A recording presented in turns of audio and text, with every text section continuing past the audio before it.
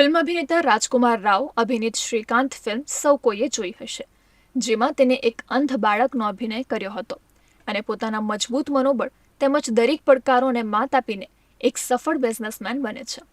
આ જીવન ચરિત્રાત્મક ફિલ્મ શ્રીકાંત બોલાના જીવન આધારિત હતી, જે એક દ્રષ્ટિહીન ઉદ્યોગપતિ અને બોલન્ટ ઇન્ડસ્ટ્રીઝના સ્થાપક છે. આ ફિલ્મ માત્ર મનોરંજન પૂરતી નહોતી, પરંતુ અશક્ત લોકો કે જે સંઘર્ષ કરતા પણ ડરે છે તેમના માટે પ્રેરણારૂપ ફિલ્મ હતી. જો કે આ ફિલ્મને મળતી આવતી એક ઘટના અંકલેશ્વરમાં પણ જીવંત છે. અંકલેશ્વર શહેરના કસબાતી વાડમાં રહેતા મુસ્લિમ પરિવારની દીકરી હુરબાનુ મોહમ્મદ જાવેદ લાકડાવાલા જન્મથી જ અંધ છે. કુદરતે ભલે આ દીકરીની દ્રષ્ટિ છીનવી લીધી હોય, પરંતુ તેના સાહસે અશક્યને પણ શક્ય કરી બતાવ્યું છે. પ્રતિકૂળ પરિસ્થિતિઓ વચ્ચે પણ હુરબાનુએ શાળામાં અભ્યાસ કરીને પોતાના સ્વપ્નોને સાકાર કરવા માટેના પ્રયત્નો કરી રહી છે.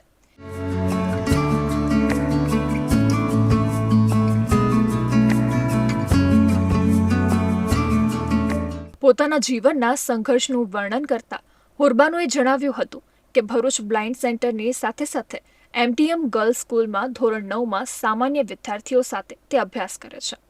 દ્રષ્ટિહીન હોવાના કારણે શિક્ષક જે ભણાવે છે તે પોતે કંઠસ્થ કરીને અભ્યાસ ક્ષેત્રે સફળતા પ્રાપ્ત કરી રહી છે.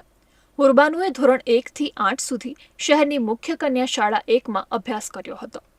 હુરબાનુ બ્લાઇન્ડ વ્યક્તિઓ માટેના ટોકબેક મોડનો ઉપયોગ કરીને મોબાઈલમાં તમામ પ્રકારના સોશિયલ મીડિયા સાઇટનો ઉપયોગ કરે છે અને હુરબાનુને સારો અભ્યાસ કરીને રેલવેમાં અનાઉન્સમેન્ટ બનવાની ઈચ્છા છે.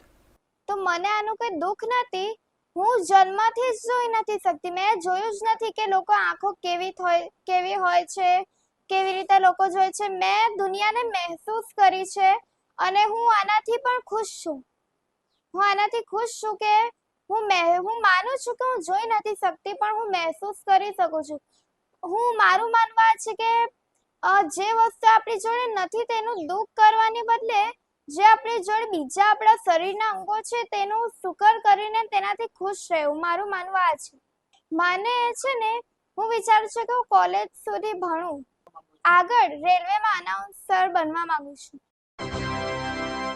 कृपया यात्री ध्यान दें, ट्रेन नंबर 20450 मुंबई सेंट्रल से चलकर अहमदाबाद से हो जाने वाली ट्रेन प्लेटफॉर्म क्रमांक 9 पर आ रही है.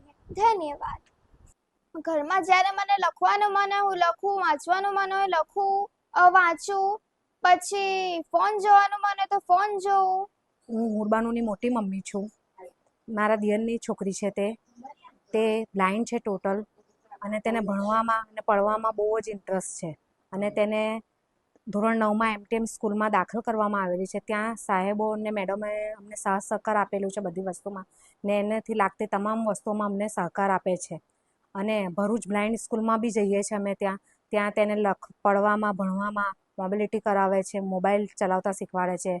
ત્યાં બી સાહેબો અને મેડમો સાથ સહકાર આપે છે અને તે કોલેજ ભણીને તેને રેલવેમાં અનાઉન્સમેન્ટની નોકરી જોઈએ છે ને તે ખૂબ ભણે, આગળ જઈને અને તેને જોબ મળે, બસ તેવી મારી આશા છે.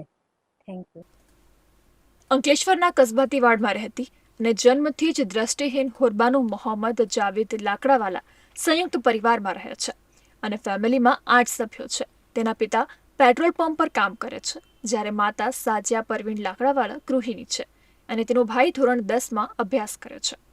નગરપાલિકા સંચાલિત એમટીએમ ગર્લ્સ સ્કૂલમાં ધોરણ 9માં અભ્યાસ કરતી હુરબાનુએ પોતાના દ્રષ્ટિહીન જીવનમાં સ્વપ્ન, શિક્ષણ, સશક્તિકરણ થકી રંગ પૂર્યા છે અને પરિવારજનો ઉપરાંત શાળા પરિવાર દ્વારા પણ દીકરીના મનોબળને વધુ મજબૂત બનાવવા માટે હિંમતરૂપ હૂંફ પૂરી પાડી રહ્યા છે.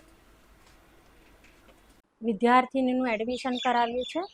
નામે હુરબાનુ મોહમ્મદ જાવેદ લાકડાવાલા, જે દિવ્યાંગ છે, જન્મથી જ અંધ છે, પરંતુ એ વિદ્યાર્થીનીમાં કંઈક અલગ જ પ્રતિભા છે. ખૂબ જ આત્મવિશ્વાસથી ભરપૂર છે, જે અંધ હોવા છતાં પણ અલગ અલગ પ્રતિભા ધરાવે છે. જેવી કે આપણે મોબાઈલ યુઝ કરીએ છીએ એવી રીતના મોબાઈલ યુઝ કરી શકે છે, યુટ્યુબ ચલાવી શકે છે, યુટ્યુબમાં અભ્યાસ પણ કરી શકે છે, બ્રેઇન લિપિની જાણકાર છે. અને જ્યારે એને પૂછવામાં આવ્યું કે ફ્યુચરમાં શું બનવા માંગે છે ત્યારે તે રેલવે એનાઉન્સર બનવા માંગે છે. એ ખૂબ જ સરસ એનાઉન્સમેન્ટ કરી શકે છે. શાળા પરિવાર એને એના ભવિષ્યમાં જ્યાં પણ અમારી મદદની જરૂર પડે ત્યાં મદદ કરવા માટે તૈયાર છે અને શાળા પરિવાર ખૂબ જ ગર્વની લાગણી અનુભવે છે કે અમે એને અહીંયા અભ્યાસ કરાવીએ છીએ. અસ્તુ ભારત માતા કી જય. જય જય ગરવી ગુજરાત.